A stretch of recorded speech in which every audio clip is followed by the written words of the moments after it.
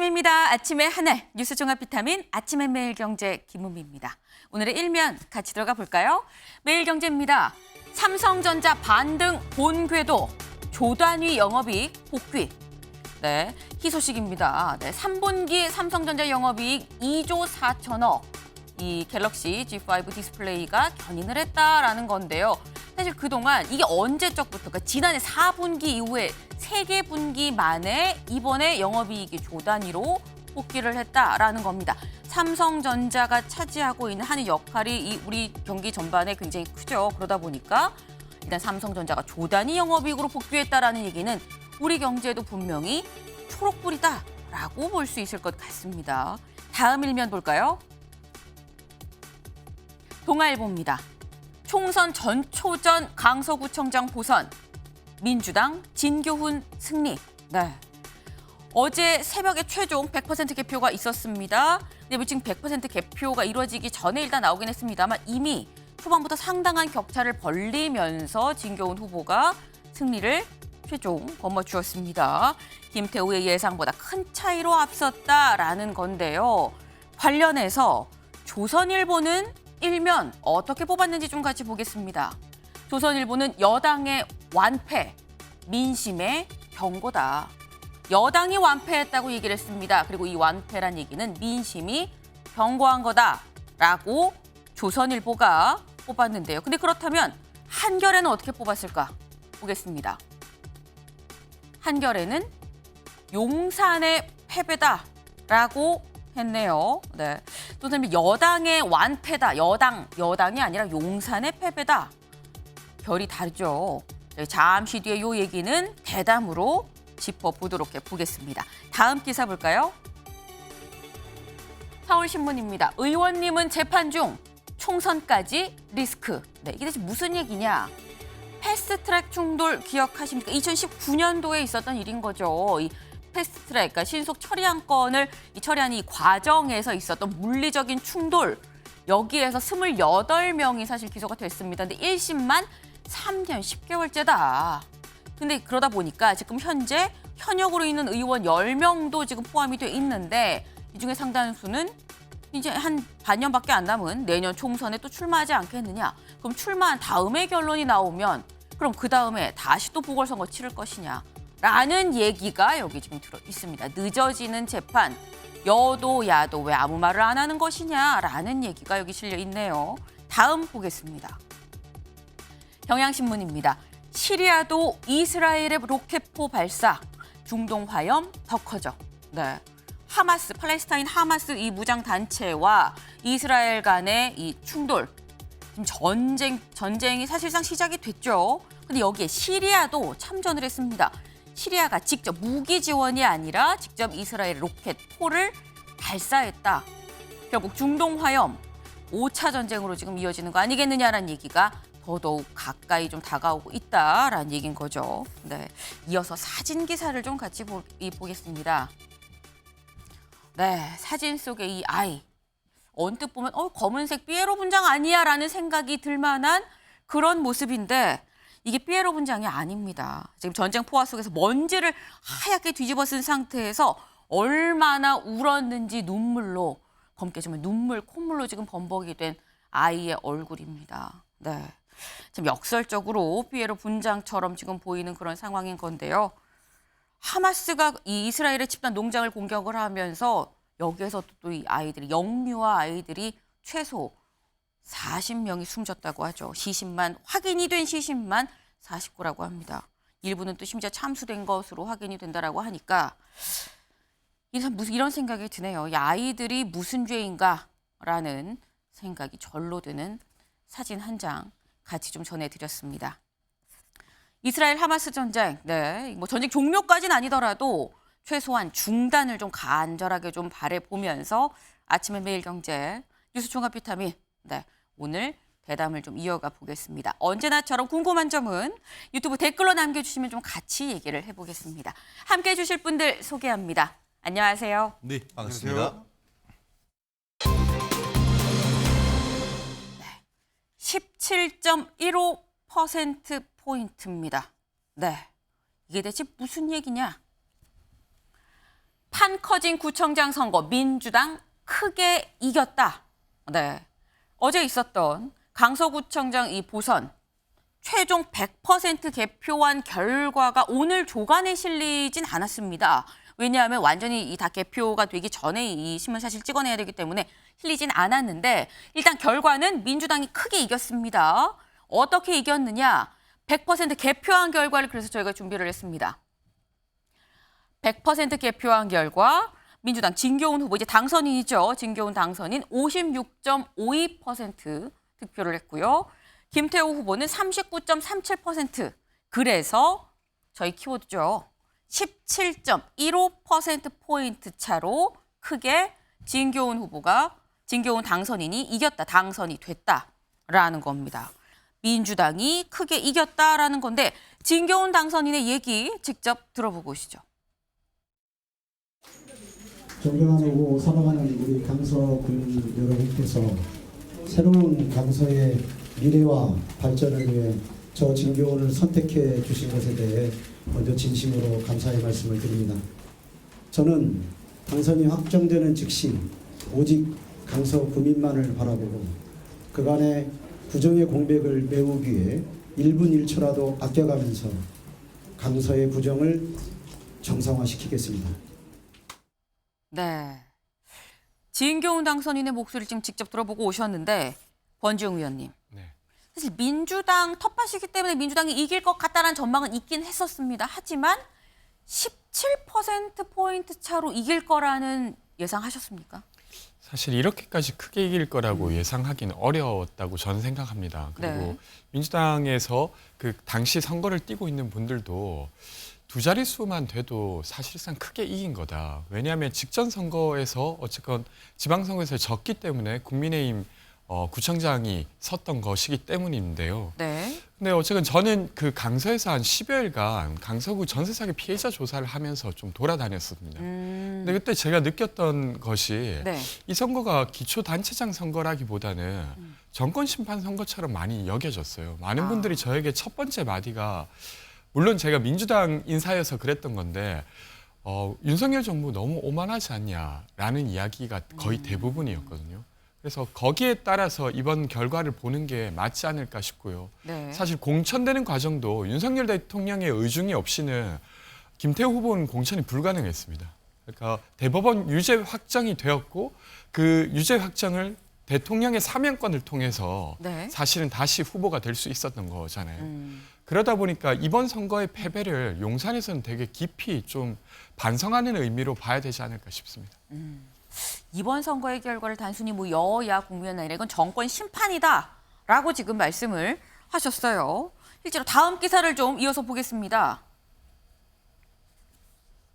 야당 압승, 정권 심판 경고 날린 민심 말씀처럼 이번 보선 결과 정권 심판이었었다라는 해석인 겁니다. 지금 정권 심판이었다라는 건데 말씀 중에 나왔었죠. 왜냐하면 1년 전에 있었던 강서구청장 선거와 어떻게 달랐느냐 좀 같이 보겠습니다. 1년 전 선거 결과를 좀 같이 볼까요? 1년 전엔 이랬습니다. 1년 전엔 민주당 당시에 김승현 후보였었는데 48.69%였고요. 김태우 후보가 이번엔 낙선했습니다만 그 당시에는 2.61%포인트 차로 51.30%, 그러니까 과반인 거죠. 50%를 얻었습니다. 그래서 이겼었거든요. 이게 불과 1년 전입니다. 1년 전에 2.61%포인트 차였는데 이번에 17%포인트 차로 뒤져서 졌다라는 거. 얘기인즉슨 1년 만에 이렇게 바뀐 건 정권 심판 아니겠느냐라는 얘기인 건데 최진영 변호사님. 네. 정권 심판론이 먹혔다고 보십니까? 정권 심판론이라고 이 판을 너무 키우는 것은 조금 조심스럽다. 결국 1년 반에 대한 평가라고 보는 것에 대해서는 상당 부분 동의하지 않을 수는 없지만 네. 그것이 현재 상황 속에서 어떤 그 윤석열 대통령에 대한 정권 심판이라고 하는 것은 또 지나치게 나갔다 이렇게 정도로 지금 얘기를 하고 싶은데요. 네. 실질적으로 선거란 것은 상당 부분 어떻게 보면 구도라든가 전략이라든가 인물이라든가 이 세 가지 요소가 있는데 지금 이 세 가지 요소에 있어서 국민의힘 같은 경우에는 모두 패배했다라는 평가가 나오는 것은 좀 뼈아픈 것 같습니다. 말씀하신 것처럼 드린 것처럼 좀 원칙이 무너졌다라는 것을 많이 지금 지적하지 않습니까? 지금 그 당헌 당규상 이제 책임 있는 사유로 해서 재보궐선거 있을 경우에는 후보를 내지 않는다라는 규정이 있는데 사실 다른 사항과 다른 건 맞습니다. 특히 어떻게 보면 무슨 뇌물을 먹었다든가 성범죄를 저지른 것은 아니죠. 그럼에도 불구하고 어쨌든 그 김태우 후보의 대법원 유죄 확정 판결로 해서 이게 그 자격이 상실됐음에도 불구하고 이 인물을 그대로 다시 이제 그 사면 복권을 통해서 네. 공천을 했다라는 점에 대해서 특히 그 강서구 구민들 같은 경우에는 상당 부분 좀 반감을 가졌다는 느낌이 상당히 강하고요. 저는 또 의외로 진교훈 후보의 개인적인 경쟁력, 민주당 그러니까 국민의힘이 잘했는 못하는 것도 있지만 네. 진교훈 후보라는 나름대로의 어떤 인물이 괜찮았다. 인물을 민주당이 잘 선택했다라는 측면도 있는 것 같습니다. 특히 이제 그 이분이 정치적 경험은 없었습니다. 그렇지만 지난번 선거하는 과정에서 이제 선거 유세하는데 연설을 봤을 때 이분이 정치인이라기보다는 행정가로서의 어떤 영향을 충분히 보여줬다. 그 반면에 김태우 그 후보 같은 경우에는 구체적인 아는 얘기하지만 사실 언론에 나오는 것은 나는 대통령과 한 라인이다. 이런 어떤 정치인으로서의 어떤 면목을 보여준 것이 오히려 행정가를 뽑는 강서구 청장이란 어떤 선거의 본질에서 좀 어긋났다는 그런 전략의 어떤 실패가 있는 것 같은데요. 말씀드렸듯이 그와 같은 어떤 공천의 문제라든가 네. 인물의 문제 이런 문제에 어떤 그 저희가 집중할 필요가 있는 것이지 이것이 결코 뭐 그렇다고 해서 확대를 해서 윤석열 대통령의 국정 전반에 대한 심판이다라고까지 확대하기에는 조금 조심스러운.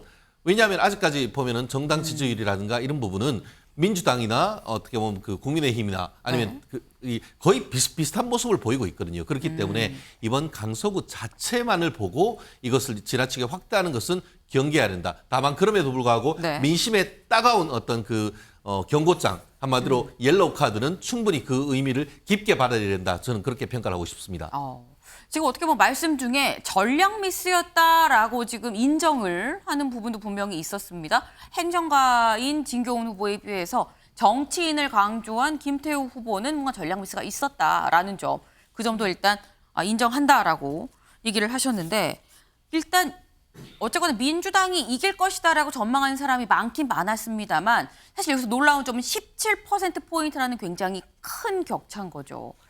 이겨도 두 자릿수면 선방이다라고 얘기를 했었는데 17%포인트, 조금 더 나가면 거의 20%포인트의 차이인 건데 20%의 차이를 지금 예상을 한 분이 거의 없지 않겠느냐는 말씀하셨는데 예상을 했었던 사람이 있습니다. 네, 누가 예상을 했었는지 직접 들어보고 오시죠.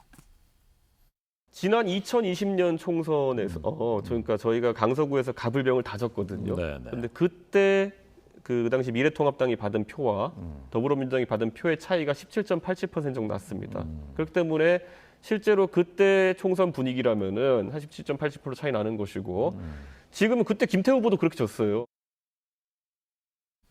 네. 이준석 전 대표가 17% 정도 차이가 나지 않겠느냐라고 선거 전에, 그러니까 이 본선 어제 전에 한참 전에 얘기를 했습니다. 그럼 관련해서 이런 글을 또 페이스북에 올렸어요. 내가 그 얘기를 한 이유는 이거다. 내가 왜 강서구청장 보궐 예측을 18%포인트 격차로 했냐면 21대 총선 때 강서 현재 지역구인 가불병 투표를 합산해서 나눠보면 17.87이 나온다라는 겁니다. 그게 바로 요겁니다. 21대 총선 기준의 득표수를 놓고 봤을 때 강서, 갑을병 요 세 개를 당시에 미래통합당이었죠. 미래통합당, 민주당 해서 보면 총합 퍼센테이지로 나눠서 봤을 때 이 격차가 총합을 해봤을 때 17.87%가 나온다. 그러니까 17에서 18% 정도 되지 않겠느냐라고 했는데 실제로 최종 100% 개표를 해보면 17.15%포인트입니다. 요거는 박진호 의원님 살짝 좀 무서운 느낌도 없잖아 있습니다. 소수점까지 맞았으면 더 무서울 뻔했어요. 이게 우연하게 숫자만 맞은 겁니까? 아니면 이 분석이 맞다고 봐야 되는 겁니까? 저는 그 두 가지 면이 다 있다고 생각합니다. 우선 이제 어떻게 보면 이제 통계적 측면에서 가장 최근에 이루어진 선거 결과를 단순히 이제 총합을 해서 이제 나눈 것에 불과하고요. 네. 그런 의미에서 그 이 분석 자체에 의미를 두는 것은 좀 한계가 있다고 생각합니다. 근데 단지 이제 숫자만 본다라고 하면은 상당히 이제 근접했기 때문에 좀 이제 의미 있는 예측으로 볼 수 있는데요. 제가 이제 그 오늘 이제 방송 출연하기 이전에 네. 그 이제 지금 현재가 집권 2년 차에 이루어진 구청장 선거지 않습니까? 그래서 이제 2014년 그때도 집권 2년 차에 이루어진 구청장 이제 14년 지방선거, 네. 강서구청장 선거, 그리고 2018년 그때도 집권 2년 차에 이루어진 지방선거. 그때 이제 그 국정 지지율과 네. 선거 결과를 보면은 네. 거의 대동소이합니다. 왜냐하면은 이제 14년도 같은 경우에 네. 국정 지지율이 이제 50대 초반에서 이제 막 40대로 이제 하향세를 그리고 있을 때 저희들이 이제 12%포인트 차로 졌습니다. 네. 그리고 이제 18년 같은 경우에는 그 이제 그 국정 이제 문재인 전 대통령의 그 이제 국정 지지율이 70대 중반에서 상승 곡선을 그리고 있을 때 네. 저희들이 36%포인트 차로 졌습니다. 네. 이런 결과를 봤을 때 저는 오히려 구청장 선거에 대한 데이터를 분석하고 또 지금 시기가 집권 2년 차라는 시점을 적용하는 것이 최근에 이루어진 선거의 데이터를 분석하는 것보다는 보다 의미 있는 해석이라 생각이 들고 다시 말씀드려서 이제 14년도에 이제 12%포인트 차, 네. 18년도에 36%포인트 차를 생각했을 때 이번에 그 17점 이제 그 아까 15%는 네. 저는 큰 이변이라고 불릴 정도의 격차는 아니라고 생각이 됩니다. 아, 앞선 그 집권 2년 차 때의 구청장 선거를 미뤄 본다면 17%포인트가 그렇게 크지도 않았다. 왜냐하면 그 이전에도 뭐 12도 있었고 30 몇 %포인트로 진 적도 있지 그것도 않았느냐라는 말씀인 이번 거예요. 또 투표율이 상당히 또 높았다는 점까지 고려하면은 뭐 그 격차 자체는 더더욱 뭐 크게 볼 수 없죠. 또 그렇게 다른 역대 집권 2년 차 구청장 선거로 같이 이 비교 기준을 맞춰야 된다라는 말씀을 지금 같이 하신 건데 일단 저희가 앞에서 불과 1년 반 전에 있었던 이 지방선거 때 그때 강서구청장 때는 2%포인트 차이로 이 김태호 후보가 이겼는데 이번에는 17%포인트 차로 졌다 때문에 정권 심판 얘기도 나온다라는 말씀을 드렸었어요. 근데 또 한편으로 생각을 하면 장현주 변호사님 지금 1년 전이랑 비교하면은 뒤집혔고 그래서 정권 심판인데 또 2020년 총선 때랑 비교를 해보면 또 이게 이 2020년 총선이랑 비교한 요 결과가 맞다 그러면 이게 또 이 정권 심판 성격이 맞는 거냐라는 생각이 들기도 하거든요. 어떻게 보십니까? 일단 이준석 전 대표 같은 경우에는 지금쯤 굉장히 어깨에 힘이 들어가지 않았을까라는 생각은 듭니다. 네. 굉장히 정확하게 좀 맞췄다라고 보이고요. 네. 물론 그 데이터를 맞춘 부분에 대해서 뭐 분석은 여러 가지가 있을 수 있겠지만 일단 2020년 총선과 비교했다는 점에서 굉장히 의미가 있습니다. 말씀 주신 것처럼 2020년 총선에도 한 17%포인트로 뭐 민주당이 승리한 것으로 볼 수 있는 그런 분석의 데이터가 있기 때문일 텐데요. 왜 2020년 총선을 기준으로 한 것이 중요하냐면 네. 그 다음 선거를 생각해 보신다면 2021년도 서울시장, 부산시장 재보궐선거가 있었고요. 네. 그 다음 대통령 선거가 있었고 그리고 네. 작년에 있었던 지방선거 있었습니다. 그 세 가지 선거에서 모두 민주당이 다 패배를 했던 적이 있었고요. 이준석 전 대표 입장에서도 국민의힘 입장에서는 세 번의 선거를 내리 승리를 했는데 네. 다시 2020년 총선으로 돌아가서 패배했다는 것 이것 자체가 굉장히 큰 의미가 있다라는 것을 보여주는 것 같습니다. 그리고 말씀 주신 것처럼 2020년 총선에는 뭐 정권 심판론 뭐 이런 부분 보다는 뭐 2020년 그 당시의 상황들이 있었을 것이라고 보이는데요. 이번 선거에는 정권 심판론이 통할 수밖에 없었던 것이 네. 지금 국민의힘에서는 애써 그 의미를 좀 축소하고 계시고 있긴 하지만 적어도 그 선거 기간 내내 윤심 마케팅을 했던 것은 부인하기가 어렵습니다. 그 김태호 후보자에 대해서 대통령과 한라인이 되는 그런 후보다, 힘 있는 여당의 후보다라는 부분을 강조했던 부분, 그럼 결국 윤심 마케팅을 했다는 부분을 인정할 수밖에 없고요. 그 마케팅이 결국에는 무력했고 민주당의 정권 심판론이 결국 강서 구민들께 더 와닿았다라는 것, 이 부분은 부정하기 어려워 보입니다. 지금 약간 국민의힘에서 듣기에는 좀 아플 수 있는 부분을 또 말씀을 하신 것 같아요. 최진영 변호사님. 이게 정권 심판까지는 아니더라도 최소한 국민의힘에서는 힘 있는 여당 후보를 캐치프레이즈로 내걸었는데 졌다라는 건 이거는 분명한 심판 성격이 있는 거 아니냐라고 말씀을 하신 거거든요. 2년 차, 집권 2년 차 재보궐선거가 참 이기는 것이 쉽지 않은 것. 특히 저 구도, 선거 같은 경우에 70%가 구도라라고 얘기를 하는데 네. 아시다시피 강서구 같은 경우에는 갑, 을, 병 모두 그 민주당의 그 지금 텃밭 아니겠습니까? 네. 민주당 국회의원들이 지금 갑, 을, 병 모두 다 이기고 있고 특히 지금 이준석 전 대표가 얘기한 것처럼 지난 선거에서도 거의 18% 정도의 격차로 했어요. 압도적으로 지금 이겼던 그 상황임에도 불구하고 네. 결국 그 문재인 대통령에 대한 사실상 정권 심판에 따라서 윤석열 대통령이 당선되고 그 과정에서 서울시장 그리고 또 이 그 김태호 전 구청장이 당선되는 어떻게 보면 상당 부분 이변이었었습니다.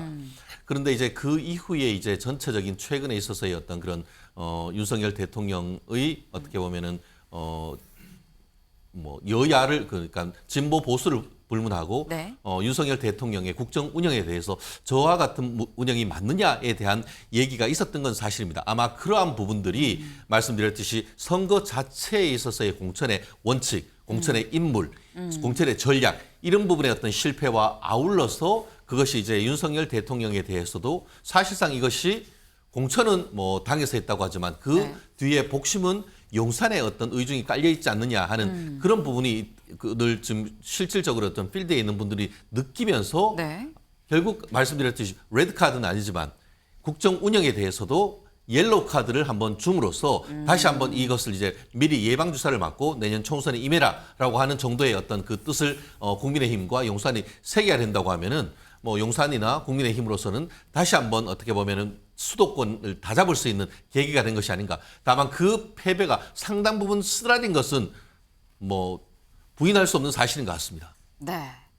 쓰라리다는 건 부인할 수가 없다라고. 오늘 뭔가 되게 인정을 좀 많이 하시는 편이신 것 같아요. 오늘 상당히.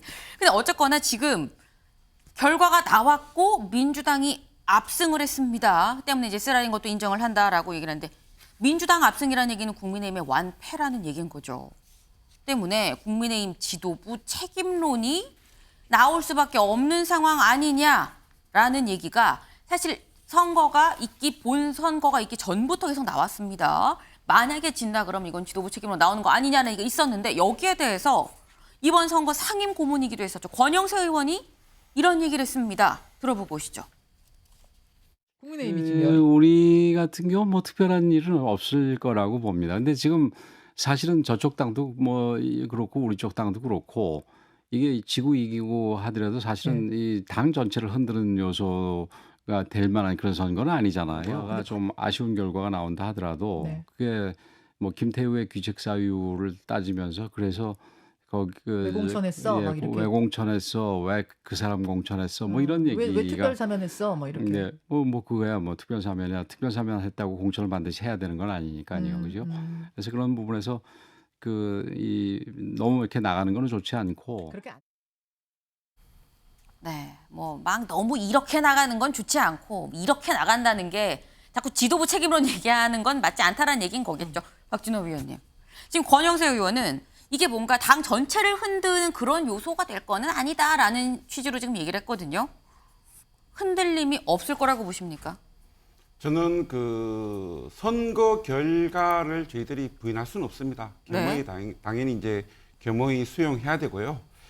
그런데 그 선거 결과에 따른 흔들림보다 이 패배 이후에 당에서 어떠한 쇄신책을 내놓을 것인지 그에 따른 흔들림이 더 클 것으로 보입니다. 네. 이게 되게 중요한 말씀을 하셨어요. 맞습니다. 그래서 뭐 일단 제가 뭐 당대표 특보를 맡고 있어서 이런 말씀을 드린다기보다는 지금 우리 이제 그 당원들의 입장에서 당 지도부를 바라보았을 때 이 선거에 대한 뭐 예를 들어서 패배에 대한 책임을 지고 이제 사퇴론을 주장하고 또 그분들 입장에서 그런 것을 수용하는 것은 뼈아픈 선택이 될 수도 있겠지만 당원들 입장에서 봤을 때는 그것은 어떻게 보면 손쉬운 선택입니다. 그래서 지금 패배를 당연히 인정해야 되지만 이 상황에서 우리가 어떠한 쇄신책을 내놓을 것인가 그것이 더 중요한 것이고 그것에 따라서 필요에 따라서는 상황에 따라서는 지도부에서도 본인들의 그 위치와 자리를 고민해 봐야 될 것으로 보입니다. 네. 이 중요한 말씀인 게 그래서 앞으로 어떻게 할 것인가가 더 중요할 것이다. 사실 국민의힘 입장에서는 지금 총선 반년밖에 안 남았는데 이제 와서 무슨 뭐 비대위를 올리고 하는 것도 사실 현실적으로 쉽지 않은 선택인데, 근데 그렇다고 한다면 박준호 위원님, 당 특보시잖아요. 지금 국민의힘이 오늘 오전 8시, 지금 이 시각에 아마도 오늘 오전 8시에 비공개 최고위를 열기로 했거든요. 아마 지금 최고위가 지금 진행이 되고 있을 겁니다. 그리고 이 자리에서 말씀하신 것처럼 쇄신책이자 수습책을 논의를 하고 있을 텐데 어떤 게 수습책이 될 수 있을 것인가, 어떤 방안이 나오고 있을까요? 오늘 제가 이제 생각하는 그 회의 결과는 구체적인 네. 이제 쇄신책을 이제 뭐 내놓다기보다는 어떠한 방법으로 쇄신책을 마련하겠다 정도가 오늘 그 회의의 그 결과로 예상이 되고요. 또 그러한 방법론에 있어서는 당연히 뭐 당 지도부가 보다 낮은 자세로 민심을 충분히 경청할 수 있는 방법론을 반드시 선택해야 될 것으로 보입니다. 무엇을 통해서란 말씀은 아마도 뭐 혁신이나 쇄신위원회의 어떤 출범을 말씀을 하시는 것 같은데. 그것도 하나의 방법이 될 수 있다고 생각합니다. 권지웅 위원님. 네. 사실 혁신위원회가 있었습니다. 민주당에서 먼저. 네. 네, 뭐 그냥 혁신이긴 해, 뭐 비대위 느낌의 혁신이긴 했습니다만 국민의힘에서 쇄신이 혁신위를 만든다. 어떻게 보십니까? 그러니까 저는 이 문제의 본질을 국민의힘도 잘 알고 있다고 생각합니다. 그러니까 사실 당 내부의 문제라기보다는 윤석열 정부의 어떤 오만함을 견제하는 여당의 역할을 못하고 있는 게 본질이죠. 그러니까 지금 작년에는 이겼던 선거를 국민의힘 입장에서는 이번에는 17%가 지는 선거를 맞이한 겁니다. 그 이유는 딱 하나밖에 없습니다. 윤석열 정부가 잘 못했기 때문이죠. 그리고 이제 윤석열 정부는 어쨌건 국정 동력을 얻기 위해서 과반 이상을 목표로 하고 있는데 내년 총선에서 네. 그렇게 하기 위해서는 수도권에서 일정 정도의 의석을 확보해야 됩니다. 그렇게 하기 위해서는 사실 윤석열 정부가 가지고 있는 비호감도를 어떻게든 낮춰야 되는데 대통령을 당장 바꿀 수는 없으니까 여당에서 사실은 윤석열 대통령이 잘 못할 때 견제도 좀 하고 긴장도 좀 주고 이렇게 해야 되는데 그런 역할을 김기현 대표 체제가 전혀 하지 못했죠.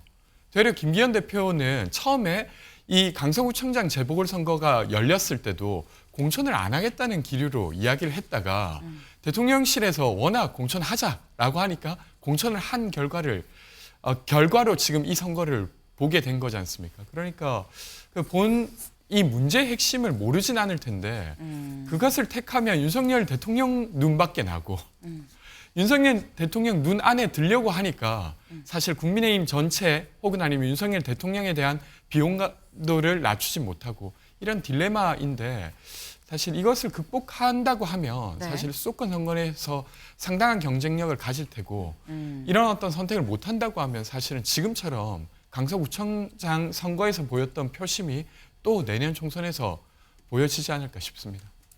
지금 말씀을 쭉 들어보면은 혁신이 뭐 쇄신위가 있는다고 해도 그 위원회가 얼마나 역할을 할 수 있겠느냐라는 취지의 말씀이신 걸로 지금 이해가 되는데 말씀 중에 계속 나오는 게 결국 용산, 결국 윤석열 정부 이 얘기가 지금 계속 나왔어요. 한겨레가 오늘 일면에 용산의 패배라고 얘기를 했죠. 이거는 여당, 야당, 여야의 문제라기보단 용산의 패배다라고 얘기를 했습니다. 왜냐하면 여기를 볼까요? 윤석열 대 이재명의 대리전이지 않았느냐라는 얘기인 겁니다. 그러니까 이 대리전에서 졌기 때문에 결국 윤석열, 용산, 윤 대통령이 진 거 아니겠느냐라는 지금 그런 얘기인 건데 최진영 변호사님, 용산의 패배라는 말 동의하십니까? 답하기 쉽지는 않은데요. 여당의 패배라고는 볼 수 있지만 이것을 굳이 용산의 패배다라고 얘기하기는 쉽지는 않을 것 같습니다. 왜냐하면은 어쨌든 간에 정치적 다이내믹스가 어쨌든 간에 공천한 것은 대통령실이 아니고 여당 아니겠습니까? 네. 그렇기 때문에 그러한 의미에서 봤을 때는 여당의 실패다라는 점에 방점을 두는 것이지 이것을 용산의 패배다라고 하는 것은 야당 특히 민주당의 프레임이다라고 밖에 볼 수밖에 없는 것 같은데요.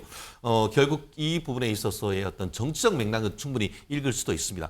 그렇지만 아시다시피 이번 그 선거 직전에 어떻게 보면은 이재명 대표에 대한 구속영장 청구가 있었고 그 구속영장이 법원으로부터 기각되면서 그에 따르는 후폭풍이 이 선거까지도 저는 영향을 상당 부분 미쳤다라고 봅니다. 그렇다고 한다고 하면 거꾸로 그럼 구속영장 기각이 무죄이냐? 오히려 추가적인 기소를 통해서 이재명 리스크는 이제부터 이른바 이재명 리스크의 실제적인 어떤 그 출발은 2차 출발은 네. 이제부터 시작되는 것이거든요. 그래서 추가 기소가 될 경우에는 결국 당무를 하기 위해서 지금 여의도로 출근하기는커녕 서초동으로 일주일에 3번 출근을 해야 되는 그런 상황이다라고 한다고 하면은 1차적인 측면에서 어떻게 보면은 작은 승리를 거뒀다라고 이재명 대표와 지금 민주당은 얘기를 할 수 있지만 네. 지금부터 시작되는 2차 사법 리스크, 검찰이 아닌 법원발 어떤 사법 리스크에 있어서는 네. 그 사법 리스크 열차가 내년 4월에 있는 총선까지 압도적으로 이제 커질 거기 때문에 지금 이것을 용산의 패배라고 단정하기보다는 어떻게 보면은 그렇게 환호하기보다는 민주당으로서도 네. 스스로 어떤 이 의미를 좀 되새기면서 사법 리스크를 극복하는 방법을 찾아야 되는 것이지 이런 어떤 정치적 수사로서 내년 총선에 과연 민주당이 약이 될까? 반드시 그럴 가능성은 그리 높지 않다고 봅니다. 네. 지금 영장이 선거 직전에 좀 기각이 됐기 때문에 그 여파가 좀 있었다. 하지만 이재명 대표, 윤석열 대 이재명의 대리전이라고 한다면 이재명 대표의 사법 리스크는 계속 진행이 되고 있기 때문에 간과할 수 없는 부분이다라는 말씀을 지금 같이 하셨습니다. 근데 지금 한겨레는 용산의 패배라고 했는데 중앙일보 만평이 오늘 하나 있었습니다. 같이 좀 볼까요? 용산의 패배라고 보지 않더라도 일단 현재 보면 윤 대통령이 지금 등장을 했죠. 잠옷바람입니다. 자고 있었던 것 같아요. 한밤중에 자고 있는데 난데없이 피용 콩알이 하나 날아왔습니다. 김태우라는 콩알이 잉잉 울면서 지금 왔어요. 네. 김태우란 콩알이 유리창을 깨고 들어왔다. 윤석열 대통령 지금 턱에서도 지금 땀이 흐르고 있는 그런 상황입니다. 근데 이 만평을 본다고 하면 박준호 위원님, 이게 용산의 패배라고 보지 않더라도 일단 김태우란 콩알이 용산의 유리창에 구멍을 낸 거 아니겠느냐라고는 볼 수 있지 않습니까? 저는 일단 집권 여당의 입장에서 또 일단 언론과 또 이제 그 야당에서 입장에서 봤을 때는 당연히 이제 한 몸으로 봐서 이제 공격을 할 것이고요. 네. 또 그러한 측면에서 이제 저러한 만평도 이제 이해되는 면이 있지만 왜 그 윤석열 대통령이 땀을 흘리고 있는지는 잘 이해가 안 됩니다. 좀 전에 이제 말씀드린 것처럼 네. 저희들이 그 후보를 공천하는 과정에 있어서는 저는 전혀 문제가 없었다고 생각합니다. 왜냐? 경선을 치렀고 또 그 경선은 저희 당 지도부의 영향력, 대통령실의 영향력이 아닌 결국 강서구에 계시는 거기에 구민들과 당원들의 판단이었기 때문에 그분들이 선택한 후보를 우리가 공천을 준 것이기 때문에 과정에 있어서는 전혀 문제가 없기 때문에 저는 만평과 제 생각은 많은 차이가 있습니다. 네. 만평에 동의하지 않는다. 윤 대통령이 땀을 흘릴 이유가 하나도 없다라고 지금 말씀을 하셨어요. 다음 기사를 좀 볼까요? 용산의 분위기를 알 수 있는 지금 기사입니다. 대통령실 일부 참모, 일부를 지금 붙였습니다. 가볍게 넘기기 어려운 상황, 민심 겸허히 수용. 일단 가볍게 넘기기 어려운 상황이다라는 건데 이게 지금 일부 참모의 이야기일 수도 있고요. 아니면 어쩌면 전체 얘기일 수도 있는데 이거 어떻게 보십니까? 장현주 변호사님. 사실 대통령실 입장에서도 입장을 내기 굉장히 난처한 상황일 것으로 생각이 됩니다. 물론 국민의힘 입장에서야 대통령실의 책임과는 선을 긋는 이야기들이 계속 나올 것으로 보이는데요. 사실 선거 결과가 나오고 나면 그 민심을 어떻게 분석하는지가 그 패배한 정당이 앞으로 선거에서 이길 수 있을지 없을지를 분별할 수 있는 그런 가늠점이 됩니다. 특히 이번 선거에서 이제 국민의힘이 오늘 대책을 세우고 여러 쇄신안을 내놓을 텐데요. 대책이 있으려면 철저한 원인 분석이 중요하겠죠. 그러나 이번 선거의 정확한 원인 분석은 결국 윤심 마케팅의 실패이고 정권 심판론의 승리였습니다. 그렇다라고 한다면 결국에 국민의힘 입장에서는 과연 자신들이 했던 이 윤심 마케팅이 왜 패배했는지 이런 부분에 대해서 반성을 하고 또 국민들이 보여주시는 용산 대통령실과 국민의힘이 집권 여당으로서 보여주고 있는 그런 관계 설정에 대해서도 반성할 부분이 있다면 반성을 해야 된다고 생각을 합니다. 그런데 대통령실이 사면을 하고 그 김태우 후보자를 다시 이 선거에 내놓은 그런 책임론을 좀 대통령실로부터 구해주기 위해서 선을 긋는 입장들이 계속 나오게 된다라고 한다면 일선에 나왔던 수도권 위기론이 결국에는 실체가 있는 것이었고 그 수도권 위기론이 생각보다 더 큰 위기가 될 수 있다라는 점이 국민의힘 내부에서 나올 것 같고요. 특히 국민의힘 내부에서 내년 총선에서 수도권에 출마할 것으로 예정돼 있는 분들을 통해서 그분들을 중심으로 어떤 불안감들이 굉장히 많이 조성이 될 것 같고요. 그런 위기감들이 당대표의 리더십을 흔들 수도 있다. 저는 그렇게 생각이 듭니다. 지금 원인 분석을 잘 해야 해법을 그 쇄신으로 또 이어질 수 있는 거 아니겠냐라는 말씀을 하셨는데